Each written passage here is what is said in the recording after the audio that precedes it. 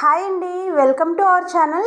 ఈరోజైతే వంకాయ ఆలు కర్రీ ఎలా చేయాలన్నది చూద్దాం. మరి ఇది విలేజ్ స్టైల్లో చాలా టేస్టీగా ఉంటుంది. ముందుగా ఒక గిన్నెలో 2 టేబుల్ స్పూన్ ఆయిల్ వేసుకొని అది హీట్ ఎక్కిన తర్వాత ఇందులో జీలకర్ర, కొంచెం పెద్దగా కట్ చేసుకున్న ఉల్లిపాయ ముక్కలు, కరివేపాకు, అల్లం వెల్లుల్లి పేస్ట్, పసుపు వేసుకొని ఇవి మంచిగా ఉడికేంత వరకు ఫ్రై చేసుకొని అందులో ఒక 2 టమాటాలు కట్ చేసుకున్నవి వేసుకోవాలి. అవి కొంచెం మగ్గిన తర్వాత ఆలు పెద్దగా కట్ చేసుకున్నవి వేసుకొని అవి కొంచెం మగ్గిన తర్వాత ఇప్పుడు వంకాయ ముక్కలు వేసుకోవాలి. వంకాయ ముక్కలు నల్లగా పాడవకుండా ఉండాలి అంటే సాల్ట్ వాటర్లో వేసుకోవాలి. ఇప్పుడు మనము ఈ గిన్నెలో వేసుకున్న తర్వాత కూడా కొద్దిగా సాల్ట్ వేసుకోవాలి.